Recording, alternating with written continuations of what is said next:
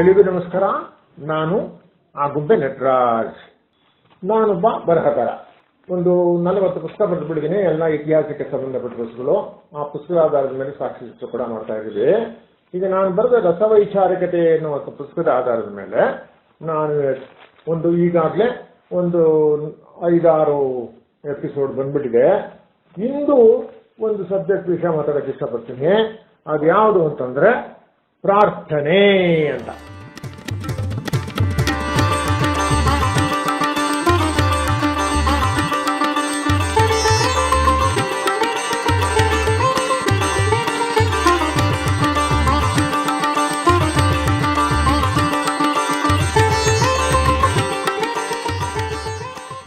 ಪ್ರಾರ್ಥನೆ ಅನ್ನೋದು ಎಲ್ಲರಿಗೂ ಗೊತ್ತಿದೆ. ಎಲ್ಲರೂ ಪ್ರಾರ್ಥನೆ ಮಾಡ್ತಾರಲ್ವಾ. ಆದ್ರೆ ಪ್ರಾರ್ಥನೆ ಯಾಕೆ ಮಾಡಬೇಕು, ಅದು ಪ್ರಾರ್ಥನೆ ಅಂದ್ರೆ ಏನು ಅದು ವಿಷಯ ಮಾತಾಡೋಣ.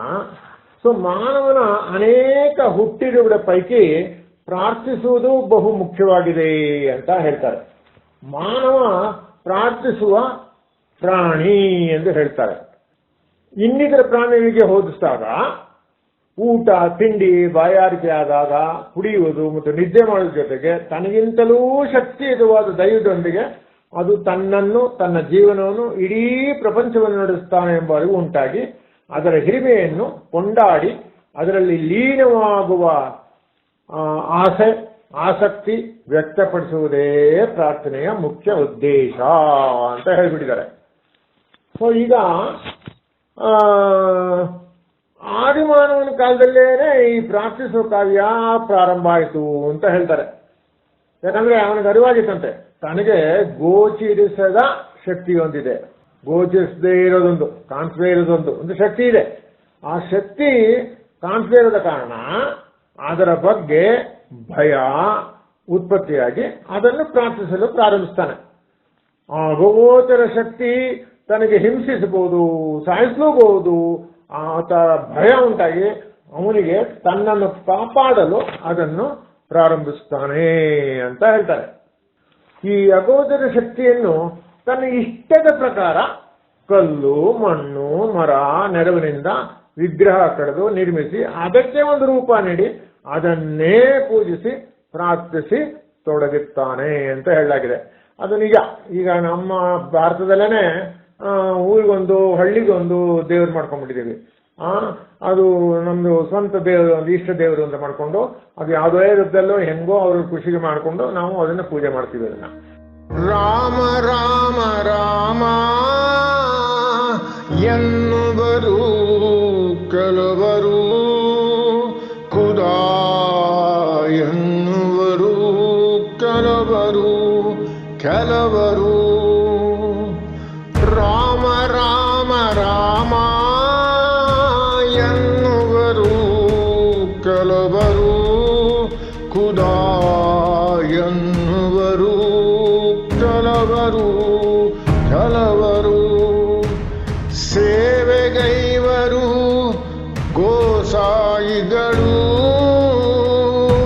ಅಲ್ಲಾನ ಸೇವೆ ಮಾಡುವರು ಕೆಲವರು.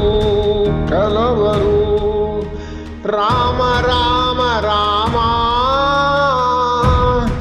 ಎನ್ನುವರು ಕೆಲವರು, ಖುದಾ ಎನ್ನುವರು ಕೆಲವರು. ಸೊ ಒಂದೇ ತರ ಇರಬೇಕು, ದೇವ್ರು ಹಿಂಗೇ ಇರಬೇಕು ಅಂತ ಅದು ಯಾವ ಕಟ್ಟುಪಾಡು ಇಲ್ಲೇ ಇಲ್ಲ ನಮ್ಮ ದೇಶದಲ್ಲಿ. ಅದು ಮೊದಲಿಂದ ಬಂದ್ಬಿಟ್ಟಿದೆ ಅದು.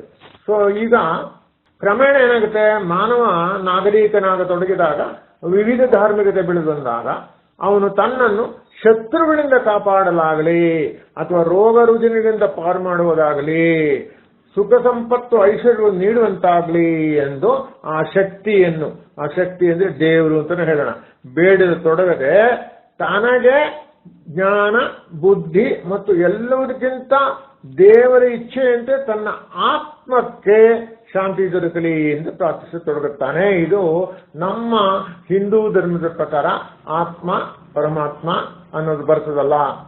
ಆತ್ಮ ಪರಮಾತ್ಮ ಮತ್ತೆ ಆಕಾಶ ಅದೆಲ್ಲ ನಾವು ಹಿಂದೂ ಧರ್ಮದಲ್ಲಿ ಹೇಳ್ತೀವಲ್ಲ, ಇದು ಬಹಳ ಪರಿಚಿತ, ಎಲ್ಲರಿಗೂ ಗೊತ್ತಿದೆ ಇದು ವಿಷಯ. ಸೊ ನಾವು ಆತ್ಮನ ನಾವು ಏನ್ ಮಾಡ್ತೀವಿ, ಪೂಜೆ ಮಾಡಕ್ ಹೋಗ್ತೀವಿ, ಅಂದ್ರೆ ಪ್ರಾರ್ಥನೆ ಮಾಡಕ್ ಹೋಗ್ತೀವಿ. ಏನು ಅಂತಂದ್ರೆ ನಮಗೆ ಸ್ವಲ್ಪ ಶಾಂತಿ ಕೊಡು, ದೇವರೆಲ್ಲ ಲೀನ ಆಗ್ಲಿ, ಇಂಥದ್ದೆಲ್ಲ ನಾವು ಇಲ್ಲಿ ನಾವು ಪ್ರಾರ್ಥನೆ ಮಾಡ್ತೀವಿ. ಸೊ ಈಗ ಪ್ರಾರ್ಥನೆ ಬರಿಯ ಅನುಗ್ರಹ, ವರ, ಪ್ರಸಾದ, ಬೇಡಿಕೆಗಳಿಂದ ರೂಪಾಂತರಗೊಂಡು ಕೊನೆಗೆ ಏನಾಗುತ್ತೆ, ದೇವರ ಸಾನ್ನಿಧ್ಯಕ್ಕೆ, ಪರಮಾತ್ಮ ಆತ್ಮ ವಿಲೀನಕ್ಕೆ ಶಾಂತಿಯುತ ಸಾಧನ ಆಯಿತು ಅಂತ ಹೇಳಲಾಗಿದೆ. ಸೊ ಈಗ ಅದು ಧಾರ್ಮಿಕ ಒಂದು ಚಿಂತನೆ ಬಂದಾಗ ಇದು ಎಲ್ಲರಿಗೂ ಗೊತ್ತಿದ್ದೇ ವಿಷಯ. ಎಲ್ಲ ಧರ್ಮದಲ್ಲೂ ಇದು ಇದು ನಮಗೆ ದೇವರನ್ನ ಸಾನ್ನಿಧ್ಯ ಬೇಕು, ದೇವರಲ್ಲಿ ಲೀನ ಆಗ್ಬೇಕು, ಅಥವಾ ದೇವ್ರನ್ನ ಪ್ರತ್ಯಕ್ಷ ಆಗ್ಬೇಕು, ಅಥವಾ ಮೋಕ್ಷ ಸಿಗ್ಬೇಕು ಅನ್ನೋದಕ್ಕೋಸ್ಕರ ಪ್ರಾರ್ಥನೆ ಮಾಡ್ತೀವಿ ಅಂತ ಹೇಳ್ತಾರೆ.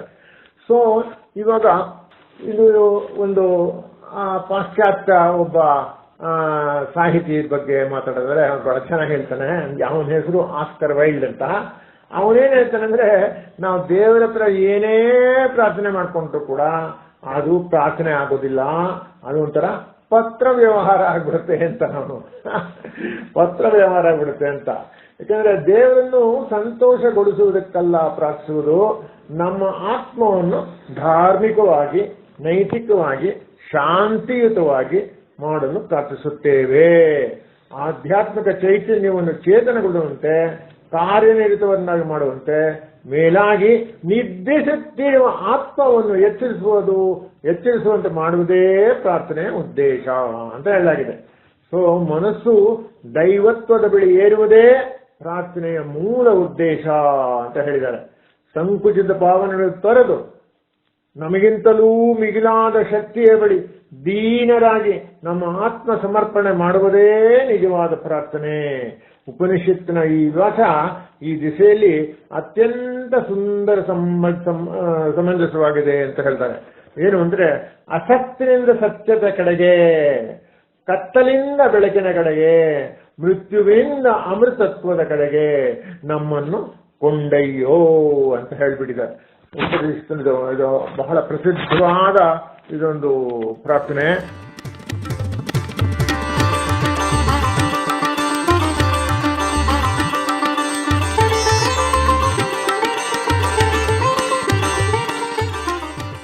ಸೊ ಈಗ ಪ್ರಾರ್ಥನೆ ವಿಷಯ ಇಷ್ಟ ಹೇಳೋದಲ್ಲ, ಆದ್ರೆ ಒಂದು ವಿಷಯ ಮಾತ್ರ ಹೇಳಕ್ ಇಷ್ಟಪಡ್ತೀನಿ.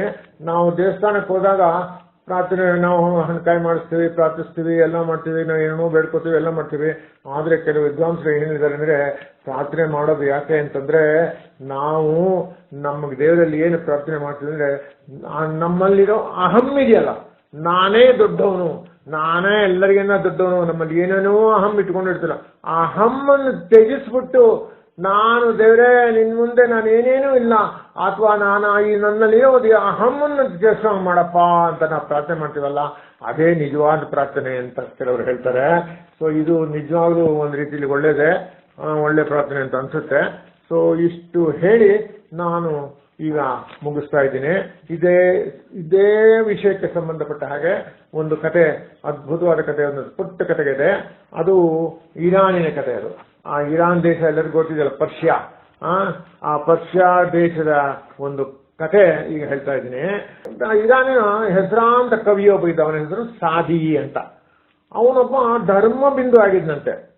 ಅವನು ಸಣ್ಣಲಿದ್ದಾಗಲೇ ಒಂದು ದೈವ ಭಕ್ತ ಆಗ್ಬಿಟ್ಟಿದ್ದಂತೆ. ಅವನು ದೇವರಿಗೆ ಪ್ರಾರ್ಥನೆ ಸಲ್ಲಿಸುವುದರಲ್ಲಿ ಅಪಾರ ಭಕ್ತಿ ಶ್ರದ್ಧೆ ಇಟ್ಕೊಂಡಿದ್ದ. ಅವನು ಇಸ್ಲಾಂ ಧರ್ಮದ ಬಗ್ಗೆ, ಅಲ್ಲಾಹನ ಬಗ್ಗೆ ಅತ್ಯಂತ ನಂಬಿಕೆ ಇಟ್ಟುಕೊಂಡಿದ್ದ.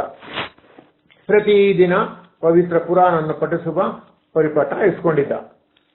ಒಮ್ಮೆ ಏನಾಯ್ತಂತೆ, ಸಾದಿ ತನ್ನ ತಂದೆ ಜೊತೆಗೆ ಕುರಾನನ್ನು ಪಠಿಸ್ತಾ ಇದ್ದ. ಬಾಲಕ ಸಾದಿ ಇದ್ನಲ್ಲ, ತಂದೆ ಜೊತೆಗೆ ಕುರಾನನ್ನು ಪಠಿಸ್ತಾ ಇದ್ದಂತೆ. ಅವಾಗ ಅವನ ಜೊತೆ ಅವನ ಬಂಧು ಮಿತ್ರರು ಕೂಡ ಇದ್ದಂತೆ, ಅವರೆಲ್ಲ ಬಂದಿದ್ರಂತೆ. ಅವರಲ್ಲಿ ಕೆಲವರಿಗೂ ಪಠಿಸುತ್ತಿದ್ರೆ, ಕೆಲವರು ತೂಕಡಿಸುತ್ತಿದ್ರು, ಇನ್ನು ಕೆಲವರು ನಿದ್ದೆ ಮಾಡ್ತಾ ಇದ್ರಂತೆ. ಸೊ ಬಂದವರೆಲ್ಲ ಒಟ್ಟಿಗೆ ಕೂತ್ಕೊಂಡು ಕುರಾನ್ ಪಠನೆ ಮಾಡ್ತಾ ಇರ್ಲಿಲ್ಲ. ಕೆಲವರು ಪಾಪ ಯಾರೋ ವಯಸ್ಸಾದವರು ಇರ್ತಾರೆ, ಎಲ್ಲಾ ತರ ಬಂದಿರ್ತಾರೆ, ಅವರು ಕೆಲವರು ನಿದ್ದೆ ಮಾಡ್ತಿದ್ರೆ, ತೂಕಡಿಸಿದ್ರೆ, ಎಲ್ಲ ಮಾಡ್ತಿದ್ರಂತೆ.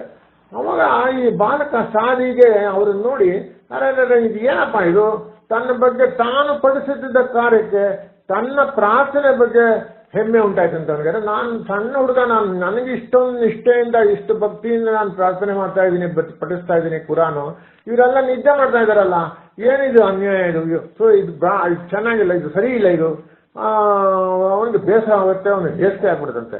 ಅವಾಗ ತಂದೆ ಹೇಳ್ತಾನಂತ ಅವನು, ಅಪ್ಪ ಕುರಾನ್ ಪಠಿಸುವುದನ್ನ ಬಿಟ್ಟು ನಿದ್ರೆ ಮಾಡ್ತಾ ಇದ್ದಾರಲ್ಲ, ಇವ್ರು ಎಂತ ಜನ ಮಾರಾಯ ಇವರೆಲ್ಲ, ಇವರಿಗೆ ಬುದ್ಧಿ ಹೇಳೋರಿಗೆ ಯಾರು ಇಲ್ವೇ ಅಂತ ಹೇಳ್ತಾನಂತೆ. ಅವಾಗ ಸಾಧಿಯ ಮಾತುಗಳನ್ನು ಕೇಳಿ ತಂದೆಗೆ ಬಹಳ ಬೇಸರ ಆಯ್ತಂತೆ, ವ್ಯಥೆ ಆಯ್ತಂತೆ. ಅವರು ಮಗನ ಮುಖವನ್ನು ವ್ಯಸನದಿಂದ ನೋಡಿ ಹೇಳ್ತಾರೆ, ಮಗು, ಇನ್ನೊಬ್ಬರ ದೋಷಗಳನ್ನು ಎತ್ತಿ ಆಡುವುದಕ್ಕಿಂತ ನೀನು ಅವರ ಹಾಗೆ ನಿದ್ರೆ ಹೋಗಿದ್ದರೆ ಎಷ್ಟೋ ಚೆನ್ನಾಗಿರ್ತಿತ್ತು. ದೇವರನ್ನು ಪ್ರಾರ್ಥಿಸುವುದನ್ನು ಬಿಟ್ಟು ಇತರರ ಬಗ್ಗೆ ಚಿಂತಿಸುವುದರಿಂದ ನಿನಗೆ ಏನು ಲಾಭ? ತಂದೆ ಒಳ್ಳೆ ಮಾತು ಹೇಳ್ತಾರೆ, ನೋಡಪ್ಪ, ನೀನು ಏನ್ ಮಾಡ್ಬೇಕು, ಬಂದು ಇಲ್ಲಿ ನೀನೇನ್ ಮಾಡ್ಬೇಕು, ನೀನು ನಿನ್ ಪಾಡಿಗೆ ನೀನು ಭಕ್ತಿಯಿಂದ ಕುರಾನ್ ಪಠನೆ ಮಾಡ್ಬೇಕು ಅಷ್ಟೇ. ಅಕ್ಕಪಕ್ಕ ಅವ್ರು ಏನೇನ್ ಮಾಡ್ತಿದ್ರೆ ನಿಂಗೆ ಅದ್ರ ಬಗ್ಗೆ ಗಮನ ಬೇಡ, ನಿನ್ ಕೆಲಸ ಏನೋ ಅಷ್ಟು ಮಾಡು, ಅವ್ರು ಏನಾರು ಮಾಡ್ಕೊಳ್ಳಿ. ಅವಾಗ ಅವರೇ ಇವ್ರನ್ನ ನೋಡ್ತಾ ಕೂತ್ಕೊಂಡ್ರೆ ನೀನ್ ಮಾಡೋ ಕೆಲಸಕ್ಕೆ ಚ್ಯುತಿ ಬಂದ್ಬಿಡಲ್ವಾ? ಸೊ ನೀನು ಅದ್ರ ಬಗ್ಗೆ ತಲೆ ಕೆಡ್ಸ್ಕೊಬೇಡ, ನಿನ್ ಕೆಲಸ ಏನು ಅದು ಮಾಡು ಅಂತ ಹೇಳ್ತಾರೆ. ಅವತ್ತು ಬಾಲಕ ಸಾಧಿಗೆ ಒಂದು ಉತ್ತಮ ಪಾಠ ಕಲಿಸಿದ್ರು ಅಂತ ಹೇಳ್ತಾರೆ. ಇದು ಒಳ್ಳೆ ಕಥೆ ಇದು. ಇಷ್ಟು ಹೇಳಿ ನಾನು ಇಂದಿನ ಒಂದು ಮಾತನ್ನ ಮುಗಿಸ್ತಾ ಇದ್ದೀನಿ. ಎಲ್ಲರಿಗೂ ಶುಭವಾಗಲಿ.